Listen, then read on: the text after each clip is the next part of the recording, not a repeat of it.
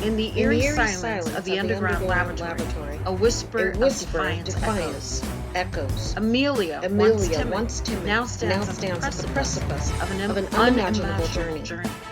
Struggling Struggling against against psychic psychic restraints, she she senses a senses a newfound newfound strength strength within. within. Little does Little does she know, the labyrinth the of labyrinth tests she's plunged she's into about to navigate holds the key holds to an secrets that intertwine otherworldly secret. alien ventures As the and shadows government deepen, experiments. join us on As the Psychic shadows Odyssey, deepen, the join Trappist us Enigma, on where the Psychic ordinary Odyssey, The shatters Trappist and the Enigma, Episode extraordinary 2 of The emerges. Awakening. Welcome to episode 2 In the of The eerie Awakening. silence of the underground laboratory, a whisper. In the dimly lit underground laboratory, my body strained against the restraints that held me captive, ripping into my skin, sending jolts of pain throughout my body. With each futile attempt to break free, my heart raced with a mixture of desperation and determination. As I struggled, John's eyes caught my attention. There was an intensity in his gaze, a flicker of defiance. With a surge of adrenaline, John freed himself from the clutches of his bed. My hope sparked anew, but my restraints remained unyielding. My heart raced. How did you do it? My restraints are cutting into me, too tight to escape. I whispered, desperate for a way out. Desperation filled the room as Emil whispered urgently, "They're coming." Fear etched deep lines on his face as he quickly feigned restraint, concealing his newfound freedom. The thudding footsteps grew louder, echoing ominously through the cold, sterile corridors. "Shh! They're coming!" Emil cautioned, his eyes wild with fear as he quickly feigned, still being restrained, concealing his freedom. The thud of multiple footsteps grew louder, echoing through the cold, sterile corridors. My mind raced desperately, seeking a way out of this nightmarish labyrinth. Every breath was heavy with weight of our plan and the risks we were about to take. I knew the road to freedom was treacherous, but the alternative was being trapped, subject to these unspeakable horrors. My arm finally free, able to move around, but summoning every ounce of strength, I strapped myself back into the restraints, pushing past the searing pain coursing through my body. As the metal bit my flesh, it reminded me of the risk we were facing and the urgency of our escape. My eyes met the middle-aged man's gaze, and in that shared moment we silently vowed to break free together. As we waited the inevitable, time stood still. The door swinging open, the guards descending upon us, but as suddenly as the footsteps had come, they faded, dissipating into the distance. A glimmer of hope emerged, mingled with a sense of trepidation. Our chance had come. We couldn't afford to waste it. We cautiously repeated our attempts to free ourselves, moving with a mix of agility and stealth. Emil and Kathy intertwined their hands, their joint power sparking a sense of awe and wonder. As they focused their energy on the massive cold steel door, it yielded to their combined strength. Swinging open, with a sigh of relief, we were free. With our newfound freedom, we huddled close, our minds racing with whispered plans. The danger was palpable, but we knew our survival depended on our cunning and unity. We tapped into our psychic powers and attempted to form a mind meld to communicate and strategize. For some, the process came more naturally, while others, like me, struggled with the intense pain that accompanied the mind connection. But we persevered, knowing that our individual gifts were the key to our collective salvation. Freedom beckoned, and we seized the opportunity with zeal. We huddled together, our minds raced with whispered plans, each step laden with anticipation and danger. The corridors loomed before us, shadows concealing untold perils. Yet armed with our psychic abilities, we ventured forth, determined to overcome whatever obstacles lay in our path. The hallways brimmed with tension as we moved with calculated precision, senses heightened and our psychic powers engaged. Our minds melded, an intricate dance of thoughts and emotions. allowing us to communicate and strategize in ways we never thought possible. Calculating each stealthy step, we made our way through the labyrinth corridors. Shadows clung to the walls, concealing the dangers that lurked around every corner. Every breath felt heavy and with anticipation, the weight of our mission pressing upon us. Inside the command center, she observed each person as they slinked down the corridor with curiosity and pride. Which one initiated the mind meld? The thin man sitting at the desk frantically typed on the keyboard into the computer system. His eyes widened in disbelief. He snapped his head, looking into the face of the one heading to the study. With a surprised voice, "Amelia, doctor." Surprised at this recent development, the doctor exhaled. He responded with a smirk on his face. "I would have thought it would have been John." Meanwhile, in the hallway, as we near our objective, a shrill alarm pierced the air, jolting us into a heightened state of alertness. The guards, alerted to our presence, materialized before us, blocking our path forward. Fear danced in our eyes, but we refused to yield. We refused to falter. It was time to unleash our psychic abilities in a show of strength and defiance. A ferocious battle of wills erupted, our minds locked in a relentless struggle against the guards. The air crackled with energy as our psychic powers collided, creating a tempestuous storm of raw power.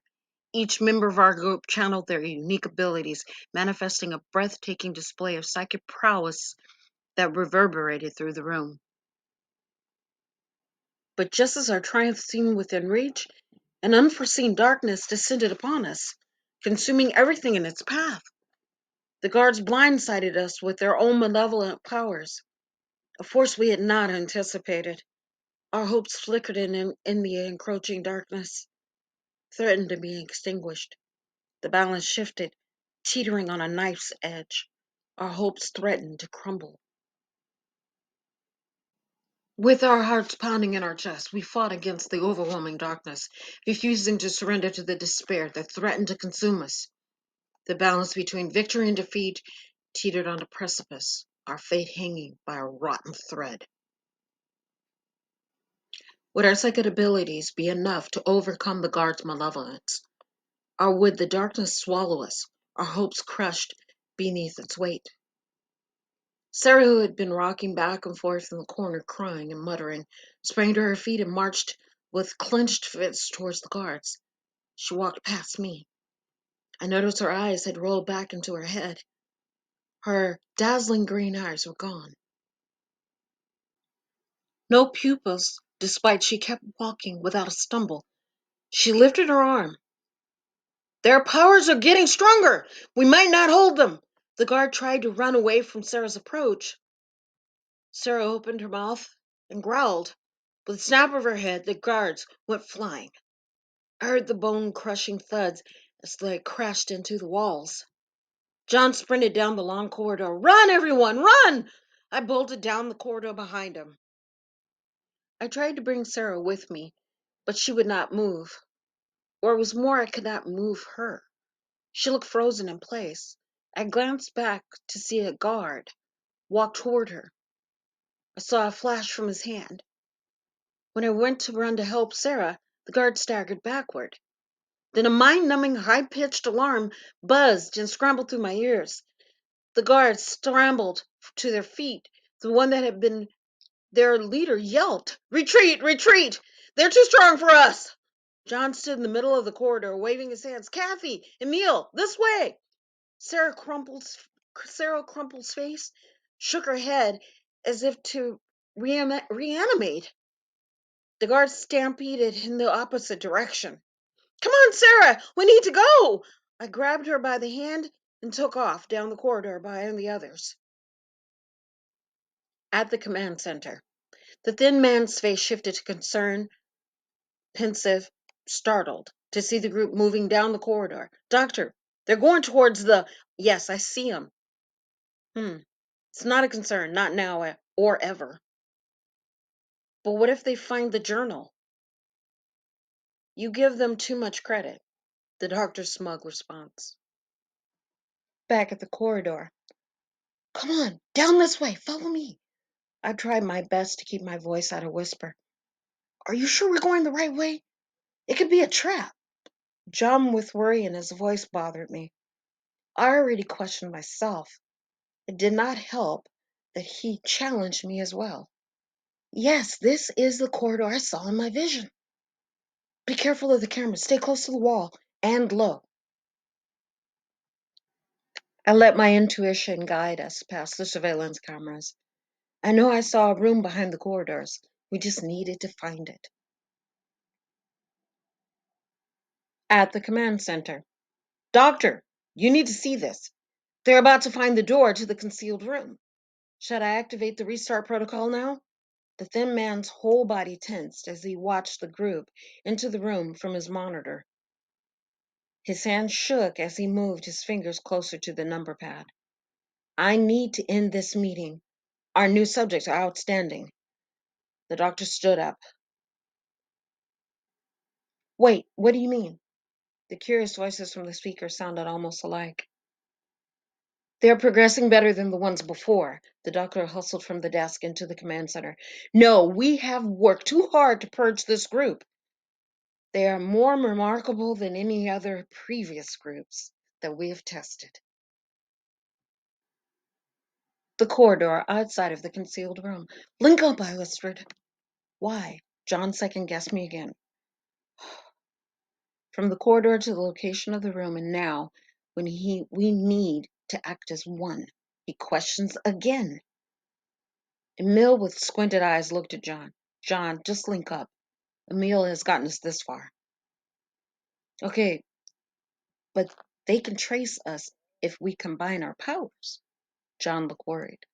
And I don't want to get tortured again. The floor rumbled and shook as we combined our powers. Oh, the concrete wall shook as cracks appeared on the floor and radiated out. Now I see what John meant. But how do he know? We need to stop now.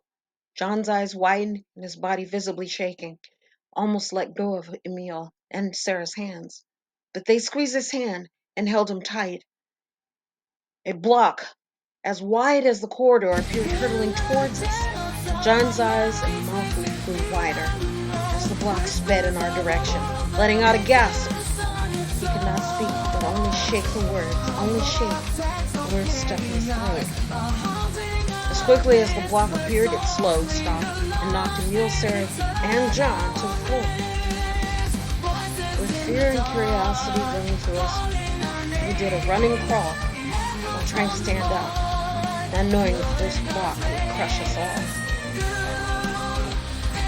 As the walls tremble and psychic powers collide, our group stands at the crossroads of escape and an unknown darkness. The concealed room promises answers, but what lies beyond may shatter the very fabric of their reality. In the next episode, the corridors will whisper secrets, and alliances will be tested. Can they unravel the enigma, or will the darkness consume them? Brace yourselves for the next thrilling chapter of the Psychic Odyssey, The Awakening. This podcast was created and produced by Andrea Allen.